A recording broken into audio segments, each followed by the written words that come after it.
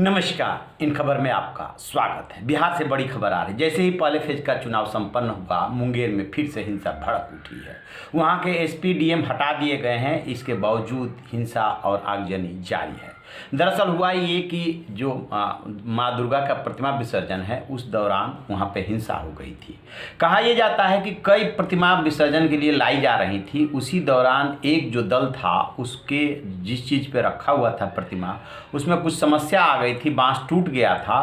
उसी को ठीक करने में टाइम लग रहा था, लिहाजा पीछे की प्रतिमाएं और जो उसके साथ लोग चल रहे होते हैं वो रुक गए थे और जाम की स्थिति पैदा हो रही थी। और पुलिस को दिक्कत ये हो रही थी कि चुनाव होने वाला है, लिहाजा सुरक्षा कर्मियों की तैनाती होनी थी।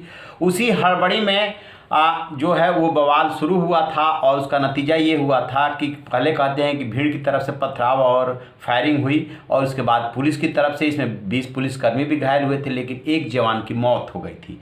इतनी वो दर्दनाक मौत हुई थी। और एक जो सोशल मीडिया पे वायरल हुआ था वीडियो, उसमें दिख रहा है कि पुलिस कैसे बेरहमी से लाठीचार्ज कर रही है निहत्थे लोगों पे। उसके बाद क्या था, बिहार की राजनीति में तूफान आ गया। पूरे देश में वो वीडियो वायरल हुआ। सवाल पूछे गए कि जनरल डायर बनने की अनुमति किसने दी। महागठबंधन के जो नेता हैं तेजस्वी यादव, जो चीफ मिनिस्टर के दावेदार हैं, उन्होंने प्रेस कॉन्फ्रेंस करके ये सवाल पूछा था और हाईकोर्ट की निगरानी में जांच की मांग की थी। चिराग पासवान ने भी यही मांग उठाई थी। हम तो जानना चाहते हैं कि ट्वीट के अलावा सुशील मोदी जी ने क्या किया है और जनरल डायर बनने की अनुमति किसने दी। हम राज्य सरकार के गृह मंत्री से, राज्य के उप मुख्यमंत्री, बीजेपी के नेता से पूछना चाहते हैं कि जनरल डायर बनने की अनुमति किसने दी। हाल फिलहाल की घटना तक लोगों के दिमाग में थी। नवरात्रि एक बड़ा त्योहार होता है, पर उसके बाद दुर्गा विसर्जन में जिस तरीके से मुख्यमंत्री जी ने एक जनरल डायर की भूमिका वहां पर निभाई और जिस तरीके से प्रशासन के द्वारा वहां पर निर्दोषों के ऊपर गोली चलवाई, उनके ऊपर लाठियां चलवाई, उनको पीटा बर्बरता से, तो इन तमाम चीज़ों को जनता ने याद रखा है। और जिस तरीके से फीडबैक मुझे मिल रहा है, खासतौर पर मेरे प्रत्याशियों का, ये मेरी पार्टी के कार्यकर्ताओं का, एक बात तो तय है कि अगली 10 तारीख को मुख्यमंत्री जी का पुनः बिहार में मुख्यमंत्री बनना असंभव होगा। उनकी विदाई तय है और भाजपा लोजपा की सरकार 10 तारीख को एक नई सरकार, विकास की सोच रखने वाली सरकार 10 तारीख को बिहार में बनने जा रही है। अभी उस पर बात चल ही रही थी और सरकार का कहना यह था कि इस दौरान एसपी डीएम या जो भी अधिकारी हैं उनके खिलाफ कार्रवाई जो है चुनाव आयोग की अनुमति से किया जाता है। तो इंतजार हो रहा था। इसी बीच वहाँ पे चुनाव हुए 3 विधानसभा क्षेत्रों में और अब खबर ये आ रही है कि सुबह सुबह जो है भीड़ वहाँ पे फिर से इकट्ठी हो गई, जो एसडीओ और एसपी के ऑफिस की तरफ, घर की तरफ बढ़ने लगी। कहा यह भी जा रहा है कि एक और मौत की खबर आई है कि जो घायल हुए थे उनमें से एक और मौत हो गई है। ये सूचना जैसे ही मिली, लोग हिंसक हो गए और फिर से आगजनी, पथराव सब कुछ शुरू हो गया। बहुत ज़बरदस्त वहाँ पे हिंसा हुई है।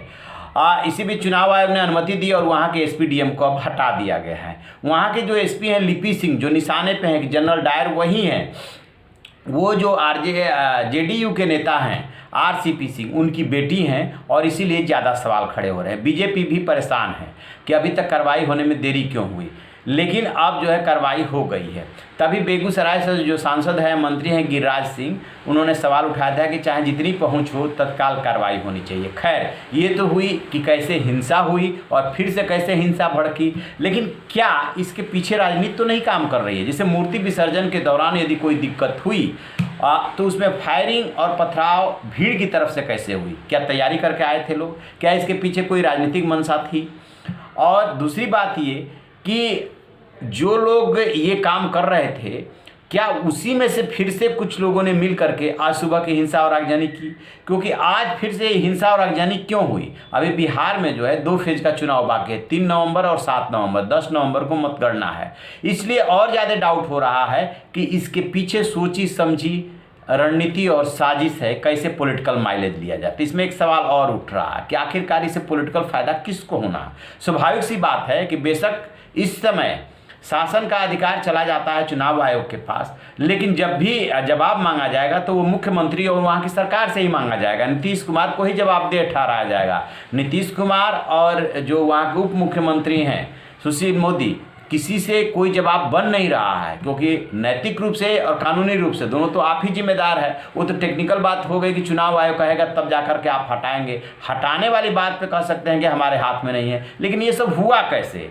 क्या आपका कर रहा था खुफिया तंत्र? यदि राजनीतिक साजिश भी है तो आपका खुफिया तंत्र क्या कर रहा था? क्या एक्शन लिया आपने? इस तरीके से सरकार सवालों के घेरे में है और अगले दो चरणों में इसको आप मान के चलिए कि मुद्दा बनाया जाएगा, सरकार के पास जवाब नहीं होगा। आपको बता दें कि पहले चरण के मतदान में 53.5% यानी कि 53 और 54% के बीच में वोटिंग हुई है। कोरोना के लिहाज से देखेंगे तो बहुत अच्छी वोटिंग है, क्योंकि कोरोना काल में लोग कम ही घरों से निकलते हैं, लेकिन उत्साह के साथ लोगों ने माना जाएगा कि वोटिंग की है। इसका रिजल्ट क्या होगा थोड़ा कहना मुश्किल है, क्योंकि बहुत अच्छी भी वोटिंग नहीं है।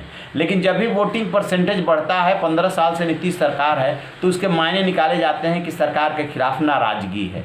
बहरहाल अभी 2 चरणों का चुनाव है, इस बीच में ये घटना हुई है। देखते हैं कि बिहार की राजनीति और कौन कौन सी रंग और टर्न लेती है। तो आप रहिए ना बेखबर, देखते रहिए इन खबर। Thank you. इन खबर चैनल को सब्सक्राइब करें